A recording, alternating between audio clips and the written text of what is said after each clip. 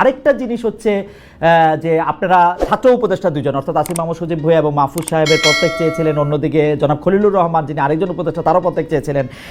অন্যদিকে একটি পদত্যাগের কথা সেদিন আবার খুব বাতাসে ভাসছিল যে ডক্টর মোহাম্মদ ইউনূস নিজেই পদত্যাগ করতে চান, তিনি আর এই পদে থাকতে চান না। আপনাদেরকেও কি তিনি এই বার্তা দিয়েছিলেন? আপনারা আসলে উনাকে কি বুঝিয়েছেন? আপনারা কি তাকে চান? কারণ আপনাদের এক নেতা জনাব সালাউদ্দিন সাহেব এর আগে মিডিয়ায় বলেছেন তিনি অর্থাৎ ডক্টর ইউনূস চলে গেলে বিকল্প রাষ্ট্রকে খুঁজে নেবে। অন্যদিকে আরেক নেতা গয়েশ্বরচন্দ্র রায় বলেছেন বিএনপির রাস্তে নামলে ডক্টর ইউনূস 24 ঘন্টাও পদে থাকতে পারবে না। আসলে আপনাদের অবস্থাটা কি? ডক্টর ইউনূসকে আপনাদেরকে পদত্যাগের কথা কোনোটা বলেছিলেন কিনা? যে তিনজন উপদেষ্টা পদত্যাগ আপনারা চেয়েছিলেন তার একজন উপদেষ্টাও আপনাদের সাথে বৈঠকে ছিলেন, বিষয়টাকে আপনারা কিভাবে নিয়েছেন?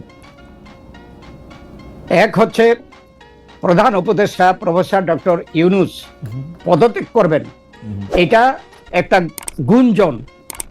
এটা বাংলাদেশের বিভিন্ন মিডিয়া সোশ্যাল মিডিয়ায়